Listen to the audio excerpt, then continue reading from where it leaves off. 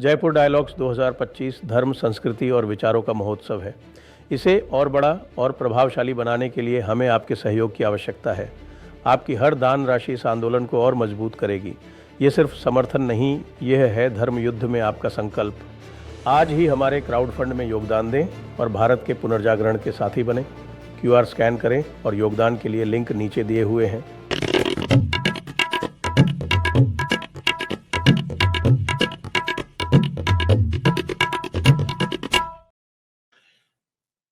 नमस्ते,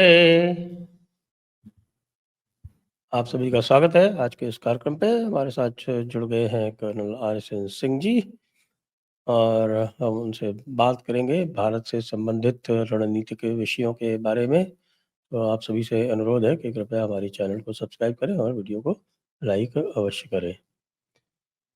स्वागत है आपका सिंह साहब जयपुर डायलॉग्स पर एक बार पुनः। तो अभी जो हम देख रहे हैं कि पूरे विश्व में और विशेषकर ये जो रशिया, इंडिया, चाइना और दूसरी तरफ जो अमेरिका सेंट्रिक, अमेरिका पाकिस्तान, ये जो कॉम्बिनेशन है इसमें बड़ा चर्न हो रहा है। और चाइना के बारे में लोगों का ये कहना है कि भाई चाइना पे वैसे हम ट्रस्ट नहीं कर सकते, लेकिन चाइना ने 2-3 काम ऐसे किए हैं, जैसे उन्होंने लिपुलेख पे कह दिया कि साहब ये बायलैटरल इशू है, और बेचारा नेपाल जो है हाथ मलता रह गया, उसने लिपुलेख चालू ही किया था चाइना के कहने से। इसी तरह से उन्होंने पाकिस्तान में जो फंडिंग थी सीपेक की उसे विड्रॉ कर लिया। और भी आप देखें कि भारत का एक्सपोर्ट चाइना को बढ़ गया ईयर ऑन ईयर। पिछले महीने में करीब 20% एक्सपोर्ट बढ़ गया। और फिर उन्होंने जो है वो रेयर अर्थ और फर्टिलाइजर इत्यादि पर जो रोक लगा रखी थी वो भी खोल दी।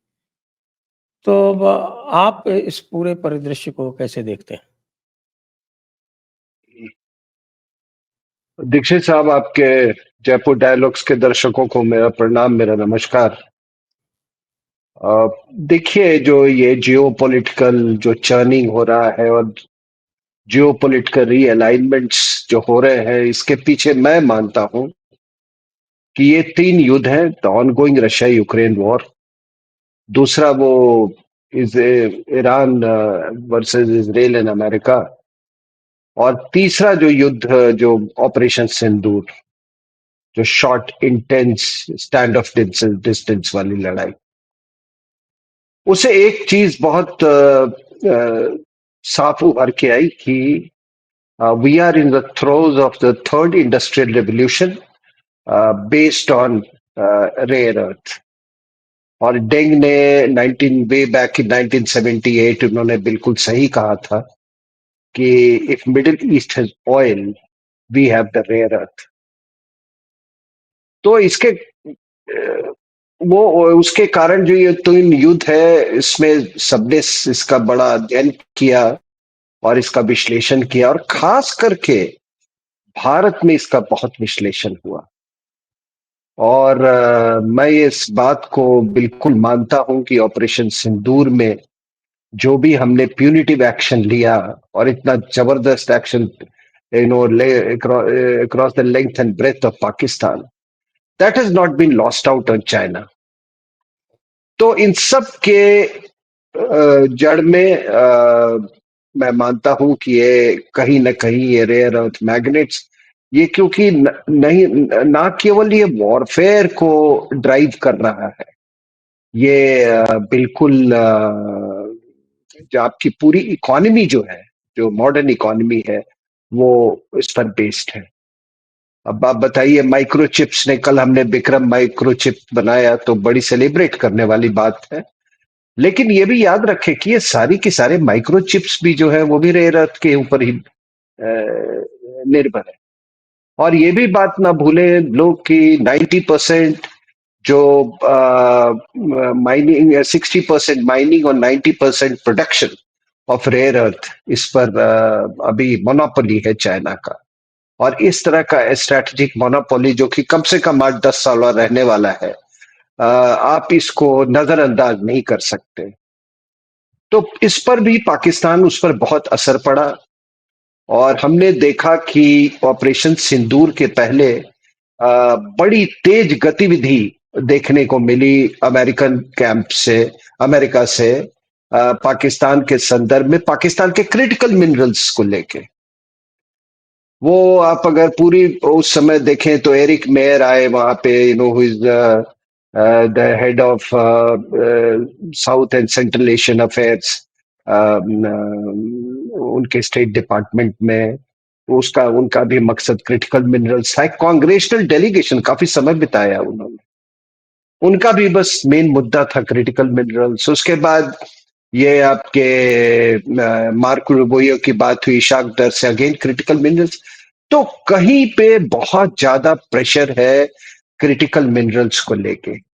जेलेंस्की से भी बात हुई, प्रेसिडेंट ट्रंप की, again one big factor was critical minerals, way to pay back for American expenses in the Ukraine war. Asif Munir को बुलाया वहां पे अपने लंच मीटिंग पे, वहां भी एक मेजर एजेंडा था या एक मेजर टॉकिंग पॉइंट था क्रिटिकल मिनरल्स। तो ये जो हमने देखा, जो अभी कुछ हो रहा है, ये घटनाक्रम पाकिस्तान को लेके, पाकिस्तान में, और ये कुछ ऐसा घटनाक्रम या ऐसे डेवलपमेंट्स हो रहे हैं जो कि पाक चाइना स्ट्रेटेजिक पार्टनरशिप और उनके जो बीआरआई का जो भविष्य है उस पर एक ग्रहण सा आ गया है। और एक सवालिया निशान तो जरूर खड़ा हुआ है। चाइना के जो ग्लोबल एम्बिशंस हैं और उसके जो फुटप्रिंट्स हैं, उसको एक अभी फिलहाल एक बहुत बड़ा सेटबैक लगता दिख रहा है। ये किस लिए और इसके साथ साथ क्यों ऐसा हो रहा है? तो देखिए, जो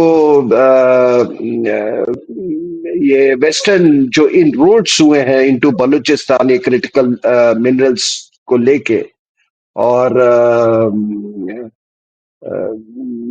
ये अभी आपको एक खबर, आपने शायद इसके पहले प्रोग्राम इस पर भी किया है कि एक जो रिकॉर्डिक माइंस से एक उसको, जब माइन से उसको एक्सट्रैक्ट करके पोर्ट तक ले जाने के लिए एक रोहरी कराची जो सेगमेंट है आपके मेन लाइन 1 का, उसको, उसके लिए वो एशियन डेवलपमेंट बैंक में उन्होंने अप्रोच किया है। Dewas for $2 billion. ये इसके बारे में आपसे कल चर्चा हुई थी। और सबसे बड़ी बात है कि वो कह रहे हैं कि ये बनाना बहुत जरूरी है, क्योंकि हमारा जो प्रोडक्शन जो है, वो जो कनेडियन फर्म है बैरिक गोल्ड, वो कह रहे हैं कि हमारा जो प्रोडक्शन है 2028 से शुरू हो जाएगा। इसलिए इस ये जो प्रोजेक्ट है, इसको वॉर फुटिंग पे हमने पूरा करना है। और ये जैसा कि मेन लाइन 1 है, वो उसका ये रोरी कराची जो सेगमेंट है, इसका एक हिस्सा है।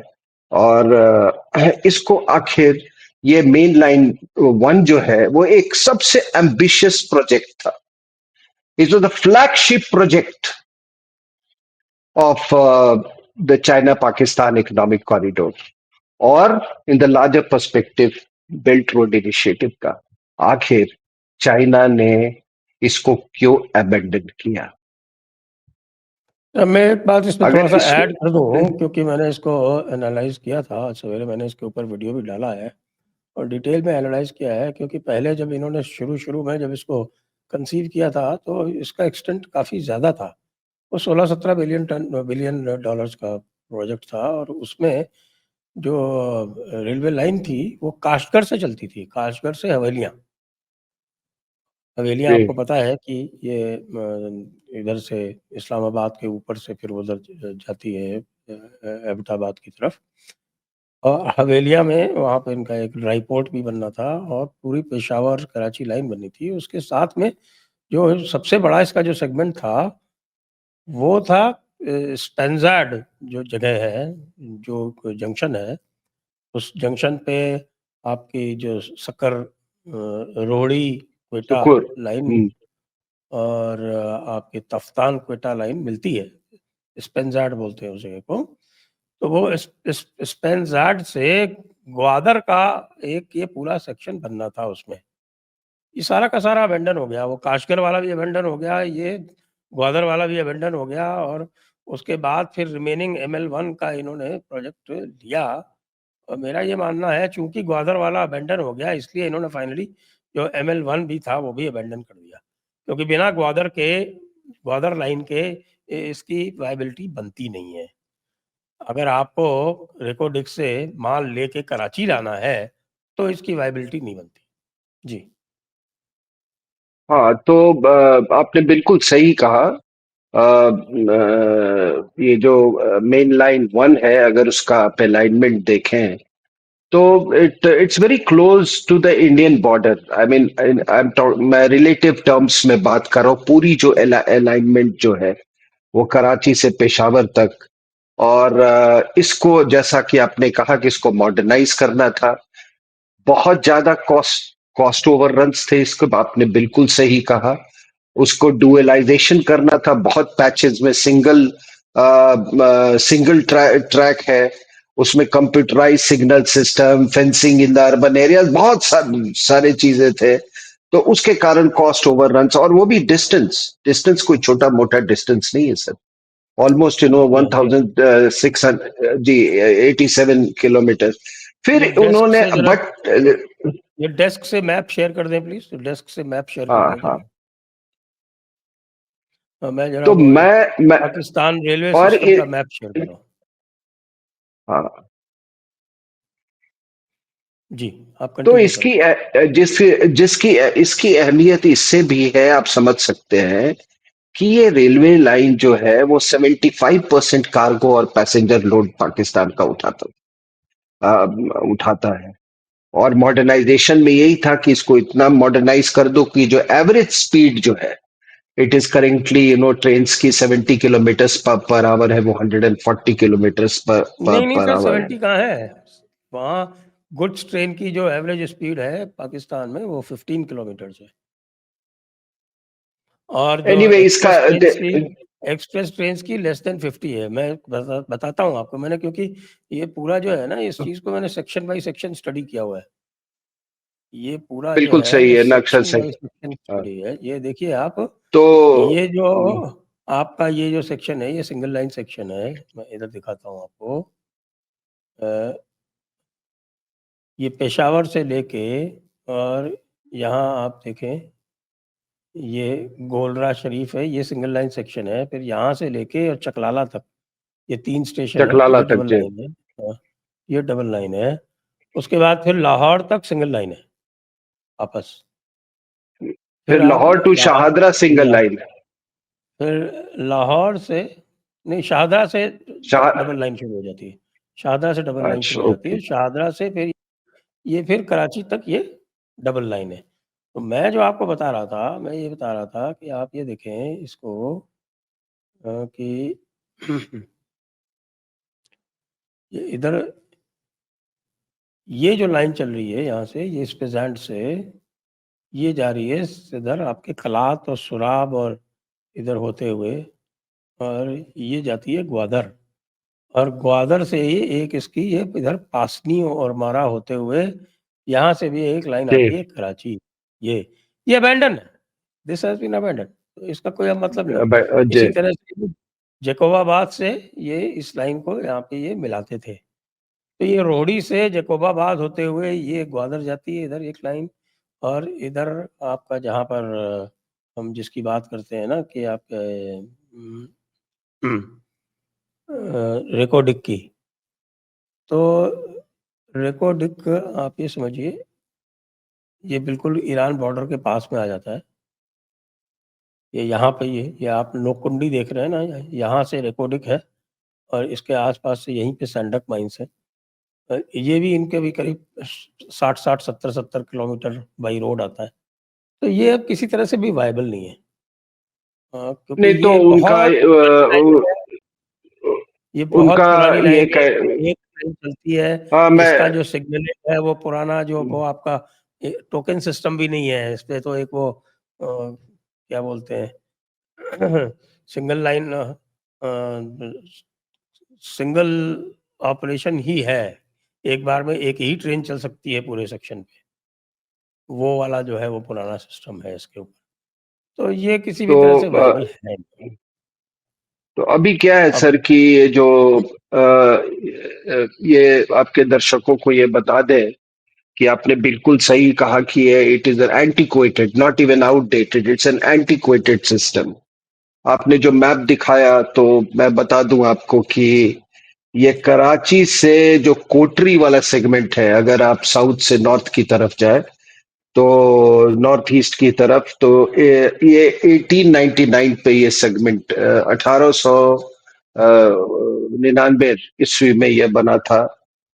रोहरी से लेके मुल्तान तक ये 1879 में बना था। मुल्तान से लाहौर तक 1861 में सर बना था। कोटली और तक 1863 में बन गया था। अच्छा, ये मतलब लाहौर टू पेशावर ये 1861 में बना था। तो आप समझिए कि it is almost 125 to 150 years old और इवन मोर, ठीक है ना। ऊपर से एक बहुत बड़ी ब्रिज जाती है, वो तो इंडस पे एटॉक ब्रिज है, और सतलज के ऊपर एक बहुत बड़ा एक एक ब्रिज है। और आपके दर्शकों को यह भी बता दूं, जो मैंने ज्ञान हासिल किया है, कि जब ये रेलवे लाइन नहीं बनी थी तो ये डिस्टेंस ये अमृतसर तक भी चले जाते थे लोग इससे। सो इट यूज हाँ टू टेक हाँ, ऑलमोस्ट 40। जी। वो पूरा ये इट लाइन जो थी मैं आपको दिखा देता हूँ इसी में, ये जो लाइन है ये, इसको थोड़ा मैं छोटा करता हूँ, ये आप यहाँ देखिए, ये ये जो देख रहे हैं ये समसता जिसका नाम है, बहावलपुर के पास में है, और यहाँ से ये लाइन जो जा रही है इधर बहावल मंडी सादतगंज अमरूका, यहाँ से ये सीधे फिरोजपुर जाती थी। ये लाइन जो है ये सीधे फिरोजपुर मिलती जाके, और फिर फिरोजपुर से ये दिल्ली जाती थी। तो दिल्ली लाइन जो थी ये लाइन थी, जिस पे मेरा ये कर्सर चल रहा है, ये देख रहे हैं आप, यहाँ से ये बहावलपुर बहावल नगर होते हुए अमरूका, यहाँ पे है हिंदूमल कोट हमारा पहला स्टेशन, और हिंदूमल कोट से फिर आगे आपके अबोहर, फाजिल्का, फिरोजपुर, या फिर यही जी जी। हिंदूमल कोट से आगे जाके फिर सीधे बठिंडा होते हुए दिल्ली, ये रास्ता था। दिल्ली कराची लाइन ये थी। तो उस समय क्या था सर कि ये जो आपके इंडस रिवर है और सतलज रिवर, रेलवे बना, बट वो ब्रिजेस नहीं बने थे काफी समय तक, तो फेरीज यूज होते थे। रेलवे ये यूज टू सतलज का ऑपरेट रिवर, फेरीज। सतलज का ब्रिज जो है ये बहावलपुर और लोधरान के इसके बीच में है। जी ये जी ये ये जी। ये तो ये फेरीज तो बड़ा time consuming, but anyway it was reduced from 40 days to 48 hours. तो कहने का तात्पर्य यह है कि ये बिल्कुल जिसको कहते हैं कि जर्जर हालत में, ये जर्जर हालत में है। और जब ये when this idea was when this proposal was mooted as part of the China Pakistan economic corridor, तो जब लोग टू फ्रंट सिचुएशन की बात करते थे तो कहते थे कि भाई ये चाइनीज, ये they are doing it with a strategic objective, कि अगर थिएटर्स में दोनों के बीच में अगर स्विच करना है फोर्सेस या कुछ मतलब वॉर एफर्ट में मदद पहुंचाने हैं, this will play a critical role. तो इसीलिए मैं कह रहा हूं कि इसको अबेंडन करना कोई छोटी मोटी बात नहीं है। मैं दोबारा कह रहा हूं कि ये उनका फ्लैगशिप प्रोजेक्ट था। अ, दूसरी बात ये है सर कि ये सवाल अपने आप से कभी पूछता हूं कि ये चाइना ने अबेंडन क्यों? अ, पैसा, आपने बिल्कुल सही कहा। ये भी हमको मालूम है कि अ, पाकिस्तान बिल्कुल डेट डिस्ट्रेस में है। वहां पर चाइनीज नेशनल्स के जो सुरक्षा को लेकर चाइना की बहुत सारी चिंताएं थी। पाकिस्तान का फिजिकल पोजीशन जो है वो तो बिल्कुल इट हैज हिट नादिर। और जो आपने बिल्कुल सही कहा कि ये अनवायबल था फाइनेंशियली। और पावर सेक्टर्स के जो पेमेंट्स जो थे वो बार बार उसको रीशेड्यूल किए जा रहे हैं, फिर भी पाकिस्तान ने उसको वो चाइना को पे नहीं किया है। और the issue was not lost out to them, that repeated IMF's bailout। China के अपने भी इकोनॉमिक प्रेशर है, क्योंकि all said and done Trump ने एक तरह का मतलब डिसरप्ट तो कर दिया है। ये जो पूरे जो ग्लोबल इकोनॉमिक चेन है उसको डिसरप्ट किया हुआ है। और आपने बिल्कुल कहा कि ये कॉस्ट ओवररन्स जो थे ये ML1 को लेके, वो बार बार मतलब वो रिवाइज हो रहे थे, उसके एस्टिमेट्स रिवाइज हो रहे थे। लेकिन इन सब के considerations आप ले, which must have played role in abandoning this project। एक बात तो साफ उतर के आई साहब कि आयरन क्लैड फ्रेंडशिप के भी अपने इकोनॉमिक लिमिटेशंस होते हैं सर। इसके अपने लिखोबल है। और इसीलिए मैं कहता हूं कि it is so important to be economically strong. आज अगर पाकिस्तान की अगर माली हालत थोड़ी सी भी बेहतर होती तो शायद वो इतनी आसानी से उसको अबेंडन नहीं करते। So this is how your economy impinges on your geopolitics and your strategic objectives। तो सबसे बड़ी क्या है बात सर कि देखिए कि ये जो $2 बिलियन का इन्होंने एशियन डेवलपमेंट बैंक से जो कर्ज मांगा है, सबसे अहम बात है कि द फर्स्ट टाइम कि एक चाइना पाकिस्तान इकोनॉमिक कॉरिडोर के एक फ्लैगशिप छोड़ दिए किसी भी प्रोजेक्ट के लिए। पाकिस्तान में बायलैटरलिज्म, चाइना के साथ बायलैटरलिज्म छोड़ के और उन्होंने मल्टीलैटरलिज्म के तरफ रुख किया है। और ये सबको मालूम है कि जो ये एशियन डेवलपमेंट बैंक है, it is modelled on world bank. और ये भी है कि मेजॉरिटी शेयर्स होने के कारण वोट्स भी उनके पास ज्यादा है। It is dominated by USA and Japan, of course। US, sorry, India and China also have some say। But आप देखिए ना जितने अभी तक प्रेसिडेंट्स हुए हैं तो वो सारे वो जापान हुए हैं, जापानीज हुए हैं, तो उनका बोलबाला है। यूएस का है 15.67% कंट्रीब्यूशन, जापान का उतना ही है लगभग 15.61, ऑस्ट्रेलिया 6.8%। तो इसमें कोई शक ही नहीं कि बोलबाला जो है उन्हीं का है इस पे। इंडिया का कितना? इंडिया का भी, इंडिया और चाइना का बराबर है sir, something like 6.2 6.3 I correctly remember. But दोनों का ऑलमोस्ट सेम है, ऑलमोस्ट सेम है। बट वी आर फोर्थ और फिफ्थ इन दैट ऑर्डर। हम भी अच्छा मतलब सिग्निफिकेंटली हम कंट्रीब्यूट करते हैं उसमें।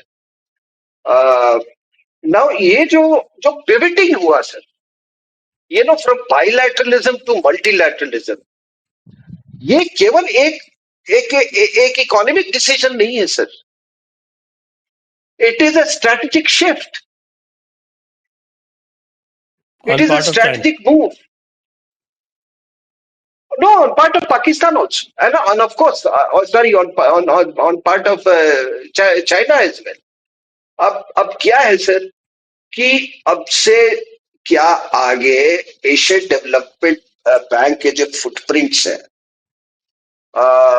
वो ग्रो करेंगे पाकिस्तान में। Quite likely. दूसरा, ये जो पाकिस्तान क्या ये अपने इन्वेस्टमेंट स्ट्रेटजी को डाइवर्सिफाई कर रहा है,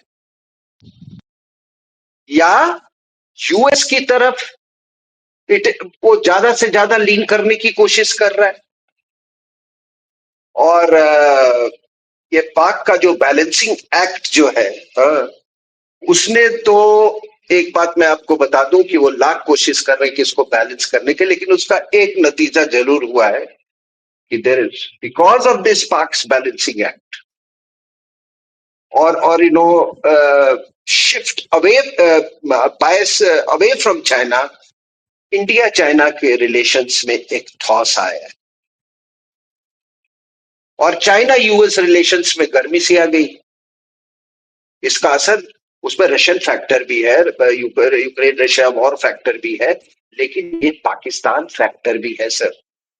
that you know, that bonhomie or that outreach that you saw in the Shanghai Cooperation meeting, ये इसका भी, and that is why Shahbaz Sharif was ignored the way he was. अब ये है क्या सर कि जो ये चाइना पाकिस्तान इकोनॉमिक कॉरिडोर है, it is not merely economic corridor, it is most critical part of the BRI. I am not using the word CPEC. BRI उससे भी कहीं व्यापक चीज है, और पूरी जो BRI की जो प्रेस्टीज, उसकी जो सारी, उसकी जो फ्यूचर उसके प्लान्स थे, it hinged around this China-Pakistan economic corridor, and China-Pakistan economic corridor hinged around this main link one railway project, railway upgradation project. तो सर अब क्या है कि ये this was also one way for the Chinese to reach the Arabian Sea through Gwadar. उसका क्या होगा आगे, ये एक सवाल खड़ा होता है। अच्छा, उसके बाद एक्सेस टू, अगर वेस्ट को एक्सेस टू पाक के मिनरल रिसोर्सेस पर अगर उसको एक्सेस मिल जाता है, जो मिल रहा है, उसका फिर लॉन्ग टर्म असर क्या होगा सर?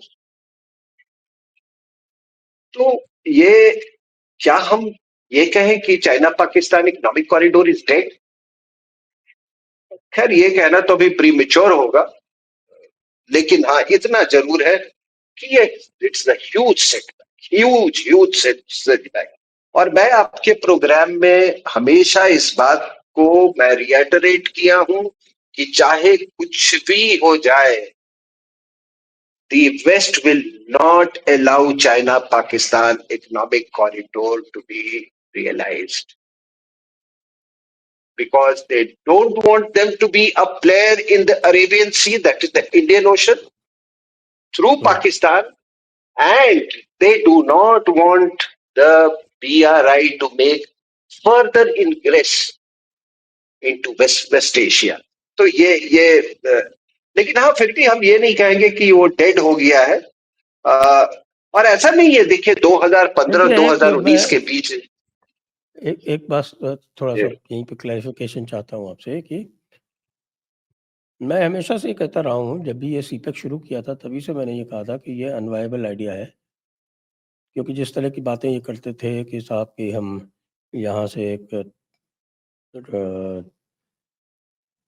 ऑयल कैरी करेंगे ग्वादर से, तो मैं उनको हमेशा कहता था कि भाई एक बेटर ऑल्टरनेटिव उनके पास पहले से एग्जिस्ट करता है, क्योंकि जो रोड बंदर अब्बास से तुर्कमेनिस्तान और आपके इधर उज़्बेकिस्तान कज़ाकिस्तान होते हुए जो जा रही है उरुमची को, या फर्दर किर्गिज़स्तान होते हुए जा रही है काशगर को, वो एक वायबल रूट है। Viable route in the sense कि उसमें जो मैक्सिमम एलिवेशन वो काउंटर करते हैं वो दैट्स अबाउट 2000 मीटर, जबकि यहाँ पे उनको 6000 मीटर का वो जो खुंजेरा पास है वो 6000 मीटर है, और 6 महीने तो वो बंद रहता है आइस से। और अगर आप पाइपलाइन भी बनाते हैं तो उस हाइट पे बनाएंगे या कुछ भी करेंगे आपको, तो the amount that you will spend or the amount of energy that you will require to keep the oil heated, it will not be viable. ये मैं शुरू से कहता रहा हूँ। तो ये जो कि साहब सीपेक के एक्सेस अरेबियन सी को नहीं है, तो बंदर अब्बास के थ्रू तो ईरान के थ्रू उनके पास एक्सेस है ना। अब तो उन्होंने रेलवे लाइन भी बना दी है तेहरान तक। Probably, पहली बात कि I correctly remember कि not on one occasion but on several occasions you have spoken about the unviability of CPEC. मैं शायद आपकी बात चाइनीज में सुन ली हूँ। लेकिन मैं तो नहीं, I am really telling, I am an I remember, I remember हर ओकेजन पे आपने इसके नॉन वायबिलिटी के बारे में आपने बात की थी और बिल्कुल इस पर आप स्टेडफास्ट रहे। इसमें कोई दो राय नहीं है। And you are being vindicated. मैं तो ये कह रही रहा बात मैंने तो कैलकुलेशन करके बताया था कि अगर आप इधर से मान लीजिए ये आपका जो है वो मुंगेरी लाल का हसीन सपना सच भी हो जाता है और आप इतने सारे टैंकर्स डिप्लॉय कर देते हैं भाई, पहाड़ के ऊपर से 10 टन के ऊपर का टैंकर जा नहीं सकता। तो आपको अगर 1 लाख टन का भी आप टैंकर लाएंगे यहाँ पे क्रूड ऑयल डिस्चार्ज करेंगे, आजकल तो 1 लाख टन भी टैंकर नहीं आता, बड़े-बड़े आते हैं 3-3, 5-5 लाख टन क्रूड ऑयल के टैंकर्स आते हैं। तो 1 लाख टन भी अगर आपको उधर से ले जाना है, तो भाई साहब 10,000 टैंकर्स लगेंगे। 10,000 टैंकर्स खाली इस काम के लिए लाएँगे, वो भी 6 महीने उस तरह से जा नहीं सकते, एक बात हुई। दूसरी बात मैंने उसको कैलकुलेट करके बताया था कि जो ट्रांसपोर्टेशन कॉस्ट जो अभी $1 पर बैरल पड़ती है, जब आप इसको शिप से ले जाते हैं ईस्टर्न कोस्ट पे चाइना के, तो इसको अगर आप ले जाएँगे, तो आपको $25 कॉस्ट पड़ेगी। तो ये तो बिल्कुल मुंगेरी लाल का हसीन सपना का एक मूर्खता की बात थी कि साहब कि ये जो है वो मलक्का स्ट्रेट का एक अल्टरनेटिव हो सकता है। हाँ, जो सी मैक है, जो वो क्वापकू से जाता है, वो है अल्टरनेटिव। क्वापकू वाला अल्टरनेटिव हो सकता है। लेकिन वो गैस के लिए है, वो ऑयल के लिए नहीं है। जी। मैं कह रहा था कि देखिए ये 2015 और 19 के बीच में काफी इंटेंस एक्टिविटी था सीपेक को लेके। बड़े हाईवेज कुछ बनाए उन्होंने, आपके ये पावर जनरेशन प्रोजेक्ट्स बनाए। वो दूसरी बात है कि उसका पेमेंट अभी तक वो स्टक है। That is one reason for abandoning this ML1 project. Gwadar East Bay expressway जो फर्स्ट फेज है 19 किलोमीटर्स का, which connects Godar with the Makran coastal highway, वो that has been inaugurated. तो ऐसा नहीं था कि कुछ काम नहीं हुआ है चाइना पाकिस्तान इकोनॉमिक ना वो बन्नू से कोयटा की रोड भी बन गई साहब, बन्नू से कोयटा की रोड भी बन गई। जी जी जी। तो आपके दर्शकों को बता दूं कि जो ADB है, एशियन डेवलपमेंट बैंक, वो it has pledged $410 million for development of Rhecotic mines. Canada का जो बैरिक कॉर्पोरेशन है वो इसको 410 मिलियन सर, बिलियन नहीं, मिलियन। नहीं सॉरी, मिलियन मैंने बोला। हो सकता है बी निकल गया होगा इनके चलते। टिम क्रिप जो है उसके प्रोजेक्ट डायरेक्टर है, वो बहुत एक्टिव रोल प्ले कर रहे हैं इसमें। अभी जो ADB के जो प्रेसिडेंट है Masato Kanda, he is to visit Islamabad, ठीक है। और सर ये एंटिसिपेट किया जा रहा है कि यहां से 2 lakh metric ton annual output होगा कॉपर ओर का यहां से। That is the end it is being होगा सर, पानी मिलेगा पहले तब ना होगा।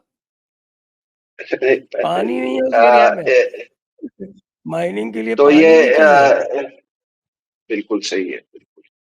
तो ये largest one of the largest untapped copper reserves लोग कह रहे हैं वहां पे कराची से रोहरी तक और वो और रोहरी से सॉरी रोहरी से लेके रिकोटिक तक एक ब्रांच लाइन बनाने का एक प्रपोजल है इसमें। लेकिन तो मैंने साथ दिखा साथ दिया ना जैसा वो हमने पूरा का पूरा वो कौन सा है, जी वो जी पहले ही जा जी रही है लाइन जी इस प्रेजेंट होते हुए। तो उसको हाँ तो अब और आपको उस तो पे मैं मालूम है कि बताऊं, इस वो उस वही जो लाइन है उसी लाइन पे ये जो जाफर एक्सप्रेस बार बार जिसके ऊपर हमले होते हैं ना वो वहीं पे जी होते हैं। जी जी जी जी जी वो और जो बोलन तो पास वाला एरिया है वो बोलन पास वाले एरिया में ही बार बार वहां पे, वहां से ये निकल नहीं सकते, इनकी एक गाड़ी नहीं निकलने देंगे बीएलए वाले। तो वो एक बहुत बड़ी समस्या है। पानी की समस्या आपने बताई, insurgency prone area, insurgency infested areas है, ये भी एक दूसरा प्रॉब्लम है। आप कोई भी रेलवे प्रोजेक्ट आपने आपने जैसे कहा कि उसको वो टारगेट करते रहे, वो एक बहुत बड़ी समस्या है। चाइनीज जो उनके चाइनीज नेशनल्स जो उसमें इन एक्टिविटीज इकोनॉमिक एक्टिविटीज में इंगेज थे उनको टारगेट किया जा रहा है, तो हो सकता है कल दूसरे आए उनको भी टारगेट किया जा सकता है। And this was despite a lot of warning by China. Pakistan ने उनको एक्चुअली एक स्पेशल फोर्स भी बनाई उसके लिए, yet they could not provide security to the Chinese economic activities और the China Pakistan economic corridor. तो ये समस्याएं खत्म नहीं होने वाली है इतनी आसानी से। लेकिन क्या पाकिस्तान अमेरिका की तरफ बायस करके या उसके साथ रीच आउट करके या पार्टनरशिप करके क्या वो स्ट्रेटेजिक हेजिंग करने की कोशिश कर रहा है? और एक पाकिस्तान को भी एक लेसन है इसमें, सभी को एक लेसन है कि आप केवल स्ट्रेटेजिकली आप केवल एक पावर पर आप निर्भर नहीं कर सकते। देखिए वो अवेंडन करके चला गया ना। So you have to hedge your strategic bets. तो ये अभी तो ये बैलेंसिंग एक्ट करने की कोशिश कर रहे हैं। मुनीर ने बोला we will not sacrifice one friend from another, but इतना आसान नहीं है sir. It was easy for Pakistan, relatively easy for Pakistan during the cold war, ठीक है ना, when the Americans needed Pakistan you know to make links with China, through ages of Pakistan, so that Soviet Union can be countered. तो वो जमाना एक और था उसकी, वो बैलेंसिंग एक्ट कर लेते थे। लेकिन अभी ये बैलेंसिंग एक्ट इतना आसान नहीं है, और इसीलिए आसिम मुनीर को इंडोनेशिया और श्रीलंका के शेड्यूल विजिट को कैंसिल करवा के the Chinese, I'm using very strong words, the Chinese summoned him. The Chinese leadership summoned him. I'm talking about Asim Munir to China. क्या ड्रेसिंग डाउन दिया होगा मुझे नहीं मालूम है, लेकिन इतना जरूर है हम लोग सब फॉलो कर रहे थे कि वो श्रीलंका का दौरा करने वाले थे। इंडोनेशिया का बहुत कारणों के कारण उनका श्रीलंका का जो दौरा था बहुत कंट्रोवर्सी में भी था, क्योंकि वो एक स्पेशल जहाज से जा रहे थे, बहुत महंगे होटल में ठहरने वाले थे, इत्यादि इत्यादि। ठीक है ना सर। अब ये है सबसे बड़ी चीज है कि क्या यूएस सप्लांट कर सकता है, रिप्लेस कर सकता है चाइना को इन पाकिस्तान? एक बहुत बड़ा सवाल। इससे भी चलिए बड़ा सवाल बजाय इसके, क्योंकि Pakistan is a minor power. जो चाइना का जो कैलकुलेशन है इंडिया के साथ में, वो कैसे देख रहे हैं आप? क्योंकि ऑब्वियसली जब पाकिस्तान को छोड़ा है उसने, तो उसका दूसरा कैलकुलेशन भी है कि इससे उसको इंडिया के साथ में लिवरेज शायद मिलेगा। डज चाइना रियली नीड और really desire leverage with India? देखिए सर, क्या है कि अगर आप कहते हैं, मैंने बीच में एक सवाल किया था कि इस China Pakistan economic corridor dead. चलिए डेड नहीं है, ह्यूज सेटबैक है। एक एज फार एज वो Gilgit Baltistan part of the PoK PoJ के इज कंसर्न, वहां पर तो इसका असर पड़ेगा ना सर। उनको इंटरेस्ट क्या था? उनका इंटरेस्ट था चाइना पाकिस्तान इकोनॉमिक कॉरिडोर। अगर वही अबेंडन करना पड़ रहा है उनको, जो उसका फ्लैगशिप प्रोजेक्ट था, जो जो उनका फ्लैगशिप जो प्रोजेक्ट था, उसी को लेके अब उनका सीपीईसी में देयर इंटरेस्ट विल फ्लैग, जिसका कि इंडिया पर एक बहुत अच्छा असर पड़ेगा। तो आपने जो लीपू लेक की बात की, वो उस डायरेक्शन में एक एक अच्छा संकेत। तो ये जियो पॉलिटिक्स सर, ये क्यों ये iron clad brother, all weather friend, ये सब किस लिए? सड़क है, आप हमको एक्सेस दे रहे हो, आप हमको स्ट्रेटेजिक इम्ब्रेस आपको हम करेंगे क्योंकि हमारे अपने ग्लोबल स्टैटिक ऑब्जेक्टिव्स है। जब तक आप उसको फुलफिल कर रहे हो, आप आयरन क्लैड भी हो, ऑल वेदर भी हो, लेकिन अगर कुछ नहीं आपसे हासिल होने वाला है, तो अब क्यों आपको स्ट्रेटेजिक पार्टनर, या हम आपके स्ट्रेटेजिक इम्ब्रेस में होंगे? हमारे यहाँ खुद एक चाइना की एक बात बात कर रहे हो हमारे। हूँ आपसे, एक बात बोलता हूँ इसी कॉन्टेक्स्ट में। मेरा ही सवाल था, उसी के कॉन्टेक्स्ट में it may be useful information, because 2014 में हमारा पूरा जो आईएएस का बैच था वो गया था Washington, part of our training. तो part of our training we went to New York और वॉशिंगटन। तो वॉशिंगटन में हमारा इंटरेक्शन हुआ था डॉक्टर एस जयशंकर से, जो उस वक्त ambassador of India to the United States थे। ये 2014 नरेंद्र मोदी जी के आने के कुछ महीनों के बाद की ही बात है। और वहाँ पे इंडिया चाइना की इसकी बात उनसे हुई थी हम लोगों की। तो उन्होंने एक बात कही थी, उनका भाई चाइना जो है पाकिस्तान से बात करने से पहले इंडिया से कह रहा है कि ऐसा करो भाई, आप हमको जो है एक पैसेज दे दो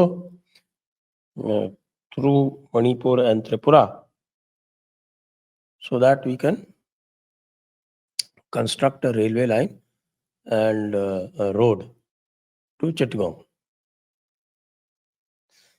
तो क्या कह रहा था, हम कह रहे हैं कि भाई आपको चाहिए हम दे देंगे, बॉर्डर इशू सेटल कर दो, we will be only too happy to give you this passage, लेकिन फ्री में नहीं देंगे आपको। ये बॉर्डर इशू जो है ये सेटल करना पड़ेगा, ये आप सेटल कर दोगे ना, केवल हम आपको ये दे सकते हैं, हम आपको तिब्बत से नाथुला होते हुए हम आपको कैलकाटा का एक्सेस दे सकते हैं, पारादीप का एक्सेस दे सकते हैं, हम आपको मानसरोवर से होते हुए हम आपको बॉम्बे का एक्सेस दे सकते हैं, सारे एक्सेस दे सकते हैं, not a problem, settle the border issue. क्योंकि वो कुनमिंग से चिटगांव का बड़ी से बनाना चाहते थे, एक bullet train plus freight corridor plus road corridor. वो अभी भी उसमें है। तो ऐसा नहीं है कि उन्होंने जो है वो बॉर्डर का इशू जो है उसको उन्होंने टॉप मोस्ट रख रखा है। अगर वो बॉर्डर का इशू डाउनग्रेड कर दें तो India China can happily sail together, not a problem. हमारी उनके साथ प्रॉब्लम ही क्या है बॉर्डर के अलावा? सर, मेरा अपना मानना है कि उन्होंने चाइना मतलब चाइना इंडिया बॉर्डर को एम्बिगुअस इसलिए रखा है कि firstly to use it as a leverage, तो सबको मालूम है। दूसरा क्या है सर कि इट इज ऑल्सो, ये मेरी अपनी राय है, it is also part of their border management sir, कि जब आप उसको एम्बिगुअस रखते हैं तभी आप इस तरह के you come out with this kind of formulations की कभी मतलब रिटर्न अंडरस्टैंडिंग की गोली नहीं चलेगी। गोली इसलिए नहीं चलेगी क्योंकि आपने एम्बिगुअस रखा हुआ। और अगर जैसे ही आपने एक फॉर्मल लाइन दे दिया सर, एक फॉर्मल स्पेसिफिक लाइन आपने डिक्लेयर कर दिया sir, then you require huge deployment of force. उनकी कैलकुलेशन में हमको भी करना पड़ेगा, उनको भी करना पड़ेगा। Then you have to keep every inch manned by observation and by and fire. तो पूरा जो डायनेमिक्स जो है, ये इस पर सोचिएगा। मैं बहुत सोच समझ के आपको ये मैं बोल रहा हूँ ये। So I think this is a part of border management. Ambiguous रखते हैं जो आपने कही, क्यूमिंग से चिटागोंग वाला। यस, जो डोकलाम भी हुआ था वो इसीलिए हुआ था सर, बिकॉज ये वहां तक आ गए थे और उसके बाद इनका ये था कि एक दो थोड़ा सा वो सिटी कॉरिडोर उसको क्रॉस करना है, then you into Bangladesh and then into Chittagong sir. अब मुझे जैसा कि मालूम है कि सिक्किम के जो उस समय लीडर जो थे, जो भी चीफ मिनिस्टर थे, वो उनको काफी कुछ उन्होंने प्रलोभन भी दिया, लेकिन वो बड़ा टू देयर शॉक वो बड़ा नेशनलिस्ट आदमी मिला, बिकने से मना कर दिया। लेकिन भूटान का जो प्राइम मिनिस्टर था वो थोड़ा बहुत यील्ड करना शुरू कर दिया था। और उसी समय आपके उसी योजना के तहत आपके जो राहुल गांधी थे वो चुपके चुपके वहां पे गए थे चाइनीज एम्बेसी में। तो ये डोकलाम डोकलाम का एक ये सबसे बड़ा ये पहलू था। Just what you said about coming in Chittagong, I am talking about this access to Chittagong as part of China Bangladesh economic corridor. ठीक है। अब ये भी एक सवाल उठता है कि सर, मैंने सवाल पूछा कि क्या Pakistan, US can सप्लांट China in Pakistan? इतना आसान भी नहीं होगा सर। वेपन सिस्टम्स तो फिर भी उनके रहेंगे। वेपन सिस्टम 81% चाइना के हैं, उनके क्या करेंगे वो? हाँ हाँ, तो वो भी फिर भी वही रहेंगे सर। तो मतलब अब उनकी लोग पूरी पूछे। की पूरी, वो जो सबसे ज्यादा पिटाई उनकी आर्टिलरी में हुई है ना, वो पूरी आर्टिलरी उनकी चाइनीज है। जी जी जी। वो जो और 155 की लिस्ट सब। निकली है ना, जो 155 की जो लिस्ट निकली है, वो हाँ 155 आर्मी मैन सारे के सारे एलओसी पे मारे गए आर्टिलरी फायर में।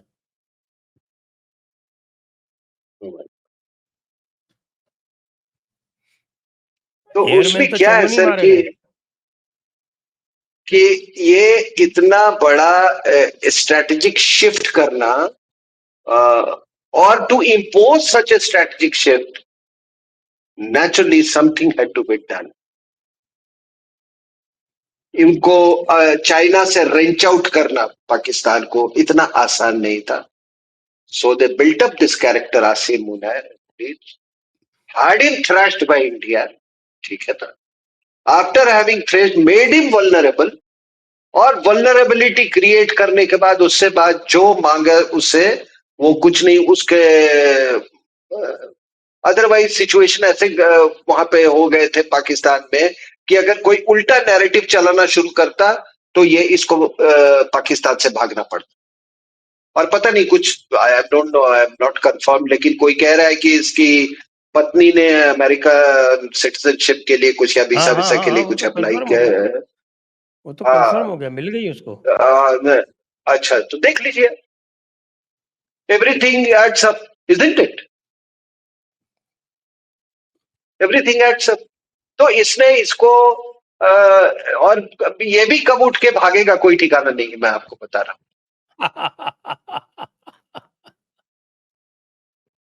सर। वो पत्नी के बिना कितने दिन पाकिस्तान में रहेगा सर वो?